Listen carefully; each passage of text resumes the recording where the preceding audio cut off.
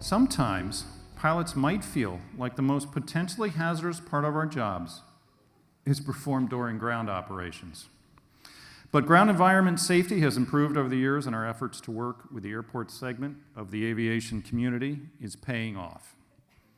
We now have low visibility surface guidance, better training, enhanced visual aids, and more surface detection, to name but a few. The moderator of the next panel, as I invite them to come up, is First Officer Mark Crystal, and he serves as the chair of ALPA's Airport and Ground Environment Group.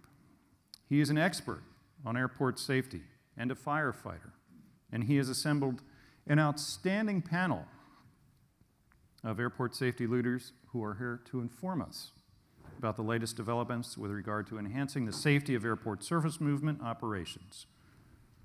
Panel, Mark, go ahead. Good morning, I'm Mark Crystal, Chairman of ALPA's Airport and Ground Environment Group. I'm very pleased to moderate today's panel on runway safety. We made tremendous progress in improving safety on the ground over the past several decades. Flight crews have better visual aids in the runway environment now more than ever before. In-pavement lighting, standardized guidance, mandatory signs, and other elements mutually beneficial for protecting runways as well as pilots. But there's always room for improvement. Runway incursions are still at our airports, so the potential for an on-ground collision is a risk that must be continually mitigated in new and better ways. ALPA, the FAA, and industry stakeholders continually collaborate for new technologies and procedures that will create better situational awareness for pilots, controllers, and vehicle operators. Today, we brought together subject matter experts to talk about specific runway safety systems, runway status lights, and engineered material arresting systems, or EMAS. So without further ado, I'd like to introduce my panelists. Sitting next to me, Captain Greg Wooley, Vice President of Flight Ops for my airline, ExpressJet. Khalil Kodsi, the Manager of FAA Airports Engineering Division. Jim Fee, FAA Runway Safety Group Manager and Co-Chair of Runway Safety Council. And the last part of Team Fiji is Bridget G. from Dallas-Fort Worth Tower and the Runway Safety Representative for the National Air Traffic Controllers Association. So, Bridget, would you like to tell us how the runway status lights are controlled? Yeah, I would assume many of you have seen runway status lights before. By a show of hands, who've seen runway status lights? That's what I like to see. So, even better. Runway status lights it's actually a fully automated, it's a passive system. It actually processes ASDX and ASSC data. So through that process, it turns red lights either on or off. There's two major components, as you can see when you're looking up here. The RELs, which are your runway edge lights, and your THLs, which are your takeoff hold lights. Your runway edge lights, they obviously are going to butt up to the runway on a taxiway. That's a high-frequency taxiway. Your takeoff hold lights are just off center of the center line at the approach end. Okay, so when do they actually illuminate? I think that's something that a lot of people don't know. So your runway edge lights will illuminate when the RWSL system recognizes the fact that there's actually a departure or an arrival. So when an aircraft is traveling down the runway and it exceeds a speed of right around 30 knots, the system actually looks at acceleration, deceleration, and altitude. The other element of that is on arrival. When are the RELs going to turn on arrival? They'll actually turn on when you're within about a mile final. Okay? So those are your RELs. Let's talk about THLs for a second. If you're on the runway, so you're line up and wait status, you're on the runway, and the THL lights are on, what does that mean to you? What that means to you is that the runway is currently being occupied. So there is a vehicle or an aircraft that's on your runway downfield, or there's one crossing. So it could potentially be on the runway, or it could be crossing the runway. So the lights themselves actually show what the runway status is. That's why it's called runway status lights. But is it being occupied at the moment? Is it not? Is it safe or unsafe for you to depart? One of the major myths out there is that controllers actually turn the lights on and off. I said myth because it is one.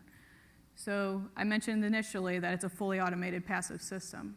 It is that, just that. We do not turn the lights on or off. This isn't like green light, red light when you're a kid playing in elementary school or anything. We turn red lights on to show that the runway is being occupied at this second, and the lights go off when it's not. So I just wanted to make sure I kind of debunked that a little bit when you're talking with your fellow, first officers or the captains, and you happen to see it. Ask them, make sure they realize that controllers don't actually turn these on or off. They're not stop bars, okay?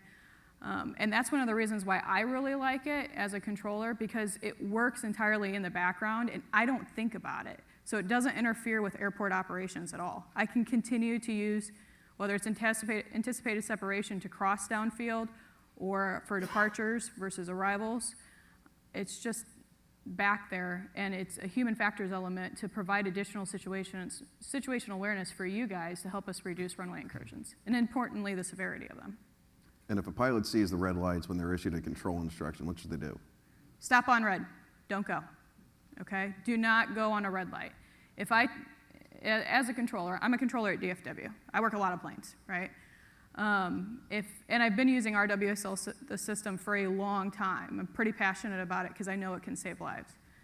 With that being said, if I tell you to cross a runway, to line up and wait on a runway, or I clear you for departure and the red lights are on, I want you to hold your position, do not move, because what did I just tell you? I just told you that that runway's occupied. So controllers are trained to not tell you to go on red, okay? So we do not want you to roll on red. The actual system, if you say, hey, the red lights are on, controller's gonna reevaluate the situation, and then worst case scenario, if there happens to be a stuck light, guess what happens? There's actually a kill switch in the back of the cab where we go to and we turn that kill switch on, it turns off all RWSL lights. We do not roll on red. I don't ever want that trained any other way. And Jim, from the Runway Safety Office, have we seen a decline in runway incursions or the severity? Well, first off, before I go into the answer, I want to thank you, Mark, and Steve Jangelis, and all the support in runway safety in getting the word about these technologies, the program itself, and really being a champion of the work that we do in FAA with airports, with NACA, et cetera.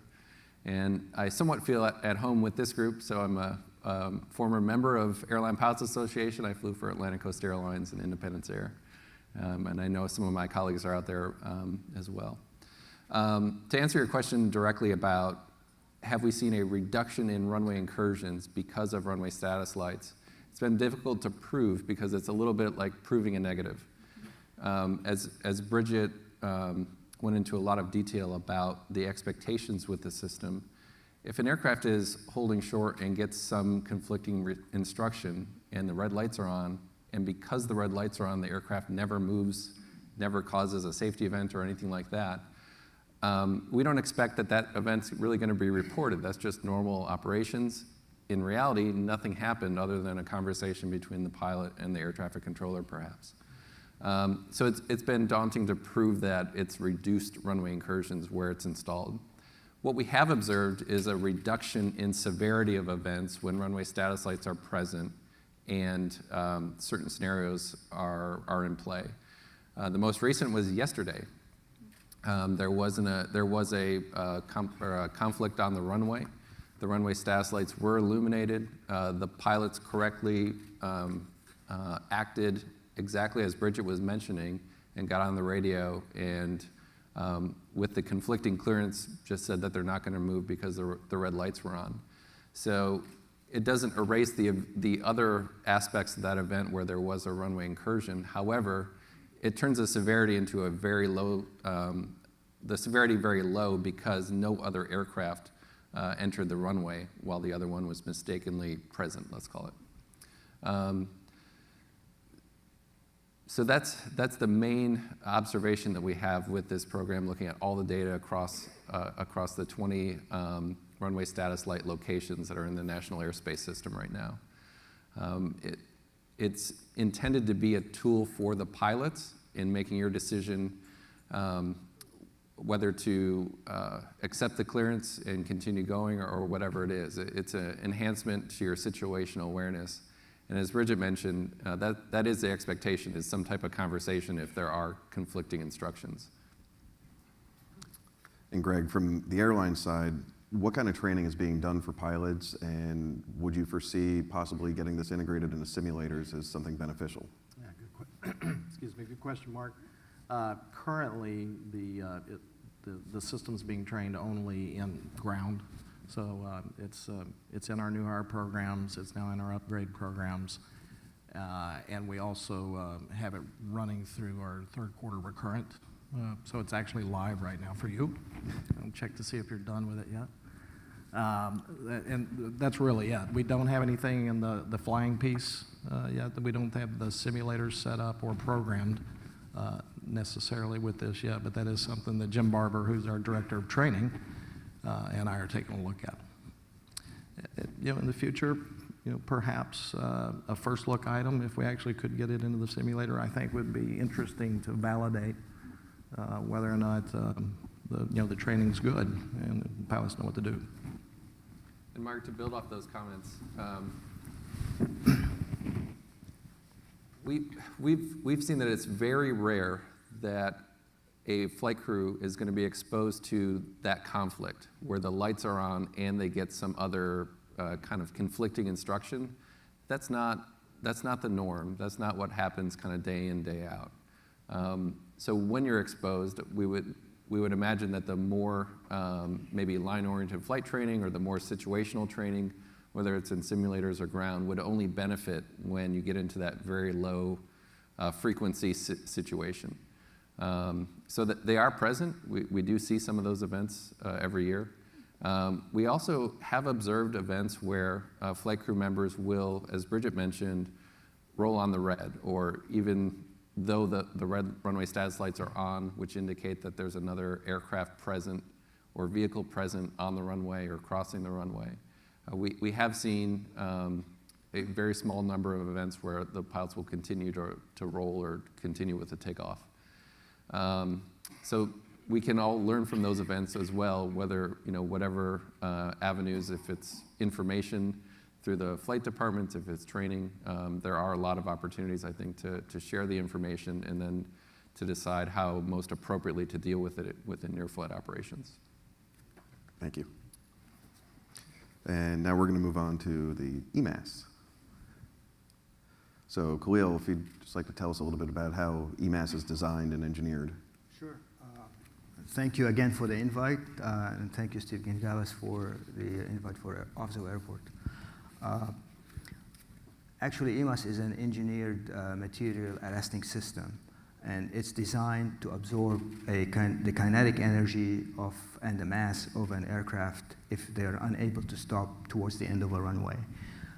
The material is usually made from a composite glass or something similar to light concrete that's put together in cubic forms, and they're being filled and installed at the site. And it's usually stepped, so it will ease the entrance of the aircraft as it goes into the EMAS toward the end of the runway. And it's usually the width of the runway with sloped sides on each side and from the front. It is usually designed to be weatherproof, and it's able to withstand the conditions at all the airports. We have installed them successfully at many, many airports. I believe I have a couple of slides we can show later that talks about the number of airports. If it's possible for us to show the slides, would be good. But anyway, there are so many. We've got over 100 airports right now being installed at, some of which like JFK. They have 2 EMASs there, and we have one now at Midway is being updated because it's been utilized recently. So with the installation bed at JFK, that's designed to hopefully stop a 747, an MD-11, one of the heavy jets. Is it based on the airport, or how do they come up with the EMAS bed, what it can stop? Yeah, usually it's based on the fleet mix that's using the runway, and its utility is basically to make it safe arresting system so that the aircraft will slow and stop without any structural damage. And the heavy, we do have heavies up to 747s, and they can stop aircraft as 737s or smaller. It depends on the runway utility itself and the fleet mix. Oh, okay, thank you. So we have in the Office of Airports a link, a public link accessed by everyone regarding the EMAS installations and the EMAS history and anything you need to know about the system. We have it installed at 106 runways, runway ends at 67 airports in the United States, with plans to install 7 more EMASs at 6 additional airports. The last recent 12th EMAS arrest was back in April at Burbank Airport. That was very successful. There has been no injuries. We're very proud of that. And also, we've got some historical reports in EMAS since we started the research, also on the website that you can look at, from since 1994. The entrance velocity for an EMAS is usually about 70 knots. That's the design, standard design for an EMAS. And that can vary a little bit. It's installed where a standard RSA is not attainable, meaning usually by the end of the runway, we usually try to have a 1,000 foot for a class C or above, C3 or above airport, where you have a 1,000 foot RSA, which is a distance that's been standard and seems to be a design distance for a clear RSA area for an aircraft to, if they excurge off a runway, to stop. In cases where we cannot attain the 1,000 foot RSA, runway safety area, in the end of the runway, we start investigating and engineer material like EMAS to be able to safely stop an aircraft. So those are usually the conditions where we decide to look into an EMAS, in partnership, of course, with the airport, to do a good, successful installation. And if our AV folks can switch back to the other presentation, we actually have a video of a EMAS save from Key West. Okay.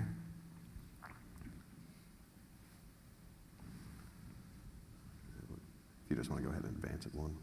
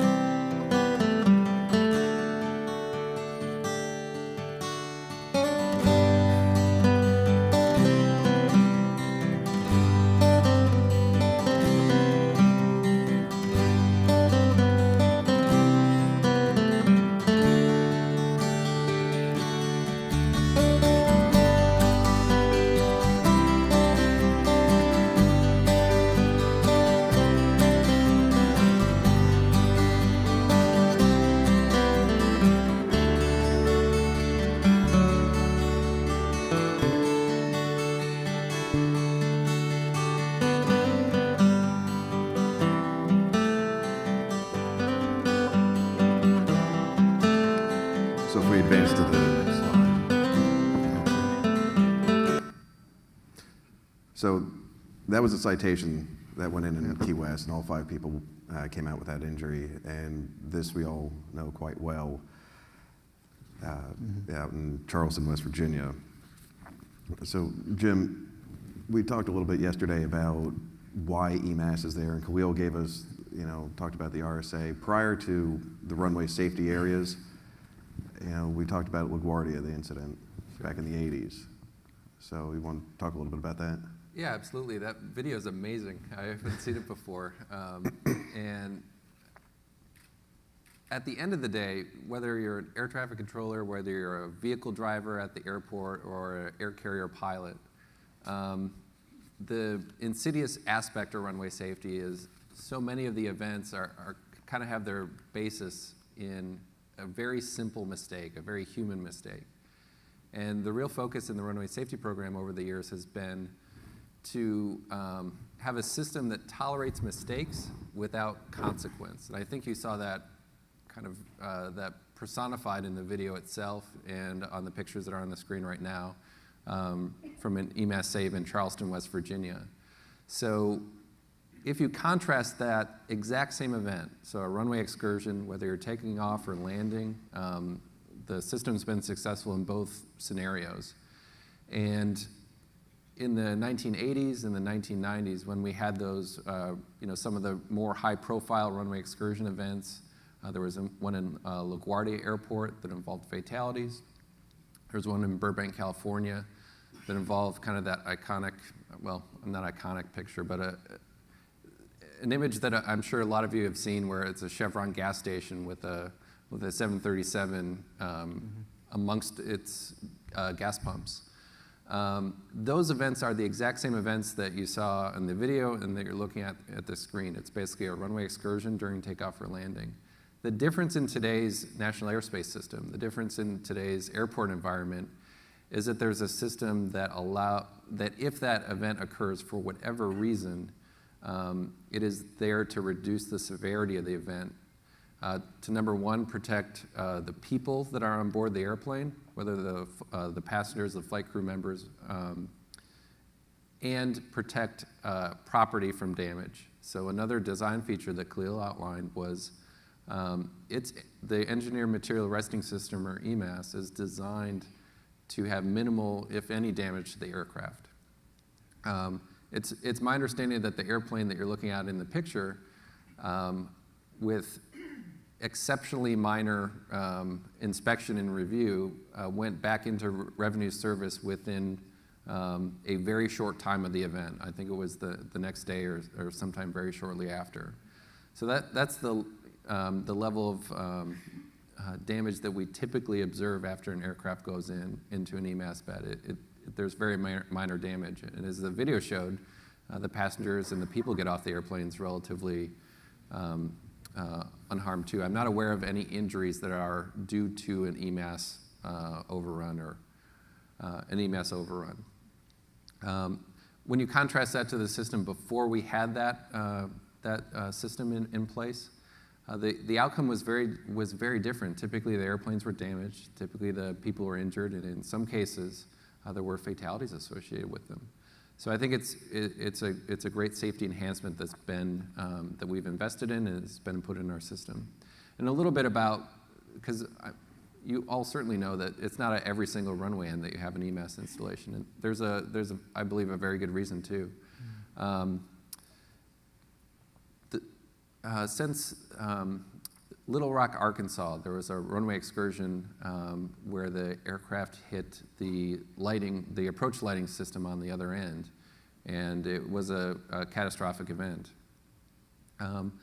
After that event, a lot of the safety enhancements that came from that removed anything that's not, I guess a technical term, frangible, from the runway safety area. So basically, where you see the runway hold lines, that begins the runway safety area. And they're designed, again, based on fleet mix. The bigger the airplanes, the bigger the runway safety area, basically. Anything inside of the hold lines is basically frangible, which simplistically, and for terms I can understand, basically means the airplane wins. If the airplane encounters it, it's intended to fail, and the airplane's intended to have minimal damage from that. So the Federal Aviation Administration and really the airports organization has invested more than billions of dollars into making sure that every airport that has air carrier service has an adequate runway safety area for the airplanes that fly in there. And if it doesn't, if for some reason it can't have a standard overrun area or area off the sides of the runways, well, particularly for the overrun area like you see on the screen, if you can't get a standard runway safety area off the ends of the runways, there's an EMAS installation or a plan to install one very soon. So that's why you see them. You see them basically where if an overrun occurs, there's something to hit, or in the case of Charleston, West Virginia, a ravine, which would be catastrophic for the plane. So it's, that picture is a great example to have having the right mitigation in the right place at the right time. And they really have shown great risk reduction in our system. So we're seeing, we still see mistakes being made. We still see runway incursions. We still see runway excursions for a lot of different reasons. But when we do, the outcome of that event is much better. I love the video with some people kissed the ground, some people kissed each other. I mean, that's drastically different than events that we've seen in the past. And all those things together, I think, have given that risk reduction. And then on top of having the standard air traffic procedures, the standard procedures that all the pilots are trained on repetitively and put into practice day in and day out, that's really the baseline of our safety system. And Greg, you see these pictures of the EMAS saves, and we've also seen in the media from other events of airplanes going through the EMAS or totally missing the EMAS. As pilots, we're going to try and keep it on the pavement, but that sometimes has consequences. What would you like to see? From my viewpoint, certainly from my viewpoint, we want to utilize the system that we have in front of us, right? So we would encourage use of the EMAS system if there's a pending excursion happening. I can tell you, however, from visiting around with our pilots, Mark, you, and many around, there is a reluctancy to utilize it, and probably not as much familiarity as there needs to be. We do have this in training, obviously. We utilize it in our initial upgrade recurrence, transitional courses, let people know that it's there. We actually encourage in training the use of it if there's a pending excursion. However, I think we're still pretty emergent, frankly, from a standpoint of encouraging the inclusion in the briefings, whether it be arrival, takeoff, or otherwise. Getting back to the reluctance of using it, probably 50%, is just a guess of mine. The folks that I talk to do talk about if it's going to be a low energy, they're slowed to say 30, 40 knots at the end, that there was an actual question in their head, should I take the EMAS or should I take it into the dirt? And I think it's a human thought going on right now. We don't want to make the news. And there are some folks that think that if you take the EMAS, you're making the news for sure. If you take the dirt, you might get tugged back up onto the asphalt and maybe not make the news. So I think that's something that we've got to address and probably emphasize more, Mark, is the fact that doing the right thing needs to be applauded. So if there's a human error, there's something, a confluence of things that have gotten us to where we're at right now. But when you do the right thing and put it into this the way we would like it done, that actually should be congratulated and not be shamed, I suppose. I think people have that fear of having a spotlight on them because they found themselves in that situation. Does that make sense? Yeah. And Khalil, office airports, are they coming out with signage or something to alert a pilot that maybe in the heat of the moment they can see something on or on the side of the runway that might alert them that there's an EMAS ahead? Yeah, of course. Yes, we are actually working on a last phase of a study right now regarding signage for EMAS, placing them maybe 1,000 foot or 500 feet before the end of the runway, showing that there is an EMAS bed towards the end. Because in some cases, the pilots may be you don't know exactly. You cannot test for that stressful situation the last minute or the last seconds. So you need to try the best you can in doing pilot surveys, and we're doing some signage right now. We'll be installing them at several airports to test and see their reaction to this. And this, as you can see in the slide, this is going to be an EMAS warning sign showing that there is an EMAS system towards the end of the runway. This could help. This is something we're going to reach out to the pilots, as we always do when we introduce new signage at the airports, to test and get feedback. So we're very hopeful. I think this would give more situational awareness to the pilot. But again, I stress the situational awareness from a specific incident and how the pilots are feeling at that moment cannot be tested. So it is important, as well as from a safety perspective. And the fact that a pilot is trying to arrest his aircraft or her aircraft going straight into the end of a runway needs to be trained as well. And it's very much of an information awareness than anything else. Human nature usually says, if I take a longer distance, I can stop, not knowing that maybe I have a system out there. So maybe that's why sometimes they deviate off runway towards the end and go on a diagonal distance.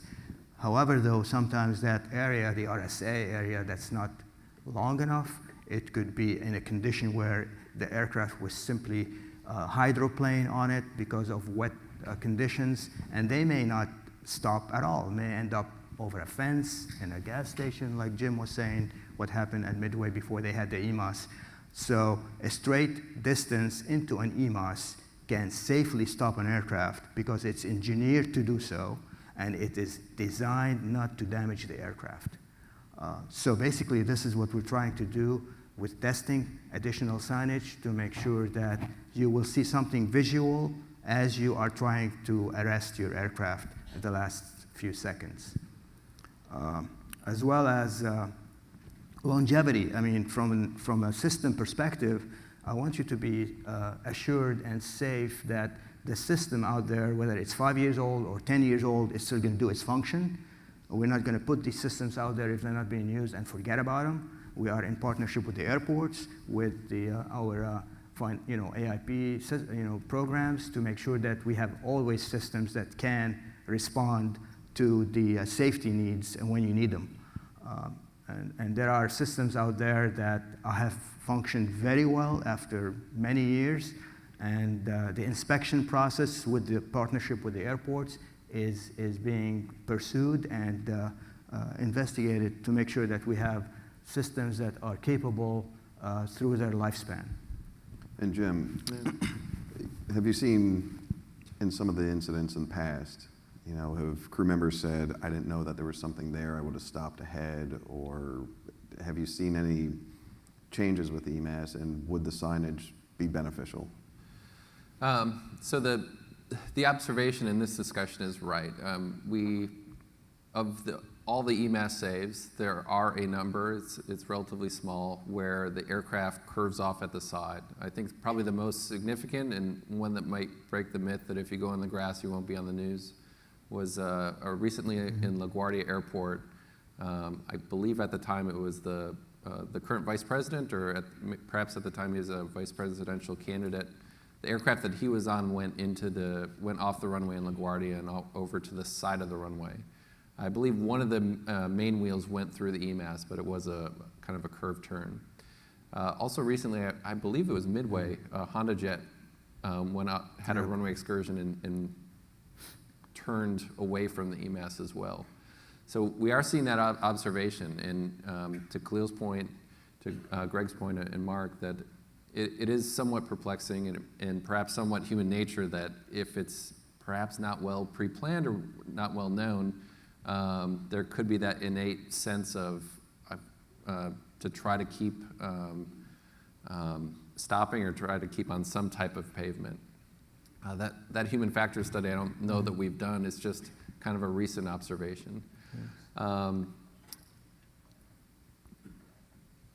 The experience I've had at FAA and the participation in things like NTSB investigations of events where the flight crew members went into the EMAS equipment, that comment is real, that if it's not briefed, one of the comments that hit home most to me was a flight crew member recalling the event during the NTSB investigation, mentioned that at the time and in the heat of the moment, the individual had the experience of the light flashing before his eyes because of the severity of what he intended or what he expected to happen next. And then just seconds later, the aircraft is completely arrested in the EMAS equipment, and then you just go back to the job, basically. So I think, Mark, to your kind of the point about the training, the expectations, would signs work? based on the previous investigations, based on the data we're seeing, the more information that the flight crew has, and the more they incorporate that into their expectations of what are the threats, what's the environment we're in, what are the threats, how are we going to react to them, and the planning that they put in, we can only imagine that that would help if someone's exposed to an event like that, where you're going to go. Another thing I think for this group is the difference in these events between everything was 100% normal to you were stopped in the EMAS bed is typically very short seconds or maybe minutes at the long end. So from your perspective, perhaps everything is totally normal until it's not, and then it all unravels very, very quickly. So your decision point is going to be essentially reflexive, and perhaps that's why we're seeing kind of the different turns and things like that. It's just a human reflex, maybe. But perhaps with more discussions about this, with more discussions amongst your training departments, the crew members that you work with, and your colleagues in Airline Pilots Association, maybe that's a discussion we can support going forward.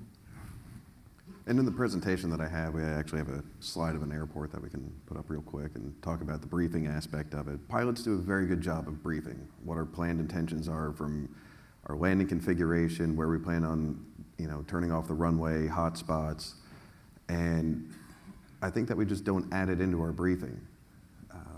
So this is Lafayette.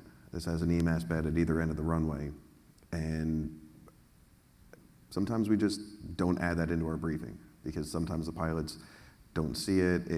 Again, it's one of those human nature things of, we know that this is going to be a normal landing, so this is how it's going to work. And Bridget, sorry, we didn't want to forget about you. And we know that EMAS may not affect the controller physically, like the runway status lights, but how would you see, pilot, if they went into the EMAS, what would you be thinking, what would you be doing, versus if they went off and maybe went through the grass? Ultimately, what's our number one priority in aviation? It's really safety, right? As a controller, and you guys as well as pilots, we work together as a team, and with the end goal of making sure that you guys get to your destination safely.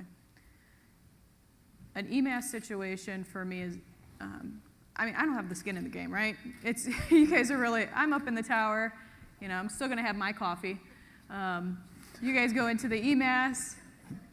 I would much rather see that than, by all means, a fireball at the end of the runway, or as we saw the previous, one of the previous slides, the very large hill at the very end. So with that, I would much rather see you guys go into an EMAS situation. Honestly, if there's a big fireball at the end, I'm probably never going to work again. We don't really talk about that kind of stuff, but I actually had a Mooney flip on me a couple years ago, and it really sat with me for a few days. I didn't work traffic because I was a little edgy, and everything was fine. He was able to walk out of it. Initially, I didn't want to know because I was too scared. But in this type of situation, to me, it's a no-brainer.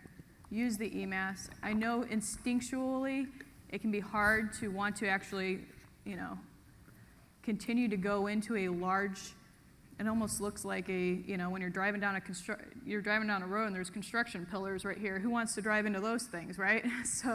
But they're designed to help you and to save you, as well as, prevent any damage to the aircraft. So in the end, I think it's the best possible solution. And Greg, at the airline level, would this be we'll come back to the briefing part of it, would that be something that, maybe we can get out via the check airmen to start adding that into standard briefings, or? Sure, absolutely. I think, Mark, raising the awareness of it, because I think you're right. Again, I think we're somewhat emergent, even though the technology's been there for a while, as far as shining the light on it and adding it to standard briefings, encouraging the use of it beyond just a module in training. Right. Yeah, I think there's a lot more that we can do to shine the light on it and make it part of a standard practice and an understanding, especially as the number of runways and airports grows that have this type of technology. to just put it up in the sunlight a little bit more and add it as a standard briefing piece. And you said we'll get back to the chart, because one of the things that I think might be done, was successful certainly with our airline, I think nationwide, is the hotspot pieces on these charts has really made a huge turn, as you know, and a huge difference over the years at our airline with regards to surface safety. So something along those lines without watering down the hotspot piece itself, where you get to utilize it so much it becomes nothing. But something that actually would make it stand out a little bit more might be beneficial. I didn't jump ahead on you.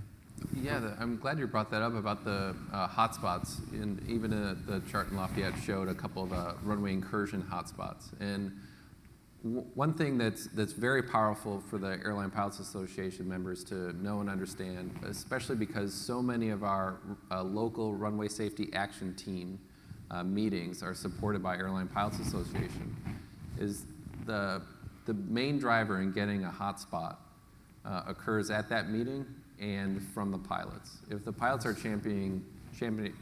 the champions for, we would like to see this information on our airport diagrams so we can brief it, whether we're at the top of descent or at the gate about to go out. That information coming from the pilots, especially the Airline Pilots Association, is probably the thing that tips the scale most of the time to get a hotspot designated. So that's your best opportunity, and the members here and the members and your colleagues back at home are really the ones that make those happen. And you're the consumer of the hotspot information on the airport diagrams. It's designed for the airline pilots. It's also there's an awareness in the air traffic towers of where the hotspots are and things like that too. Yeah. But day in, day out, you're the biggest consumer of them. So you're incredibly powerful in getting those and that information published. And it's really just for pilots. I mean, I don't know anyone else who really uses airport diagrams. I mean, that's the one community that's intended for. I want to kind of jump into, you mentioned the RSATs, the Runway Safety Action Team meetings. As an ACA representative, I would love to see more ALPA representation in our RSAT meetings as well as at our user meetings. So if you're in a situation where maybe you don't have the contact information or you haven't been invited to the previous meeting and you would like to, please utilize Mark and get a hold of me, and I'll try to get you in contact with the correct people. I just recently did that this week, actually, through a couple email exchanges. So use that capability to be able to make a voice. It's always great to have chief pilots in there, but it's also nice to have an ALPA representative in there as well. Because with ALPA, one of the things I've realized this week, and I've known this all this time by all means, but your level of professionalism is key, as well as your goal is safety, right? So there's different agendas sometimes. So I would love to see more ALPA representation in the RSATs as well as in those user meetings. And Bridget, we do have the Airport Safety Liaison Program where we do have our pilot volunteers that are out at their local airports. And we do a lot of interfacing with the airport managers, local security, and air traffic control. So we want to get to as many RSATs as we can to bring the Airline Pilots Association's voice forward. And Khalil, you. Yeah, I just want to follow up on the hotspot mechanism within the FAA and the RSAT team. We also have folks from the local airport district offices who also sits at those meetings and listen to the pilot's experience at some of those either complex taxiway intersections that may be confusing, or some geometry where you be at a sea of pavement where you don't know exactly where you are. Your perspective from 5-10 feet above the pavement versus the air traffic controller who is, or in the cab, are totally different perspectives. So your input at those RSAT meetings are critical for the agency to make sure we have the safest infrastructure available for you. We have the RIM, which is a Runway Incursion Mitigation Program that we have been actively working with in partnership with Jim Fee's office, the Runway Safety Office, to make sure that we have the best geometry, the most standard geometry you experience as you fly from airport to airport nationwide, including internationally. So definitely hotspots are key, are some of the best components we use to assess complex geometry, incidents where maybe some regular mitigations may or may not take care of it. So there's a lot of healthy dialogue that happens during those meetings. We definitely need those to keep going. Unfortunately, our time's gone by very quickly, but I would like to thank every one of you for joining us today. We've had a great talk, and again, thank you for participating in the 63rd Air Safety Forum. Mark? What a great panel. Thank you all very much for very great information. Thank you.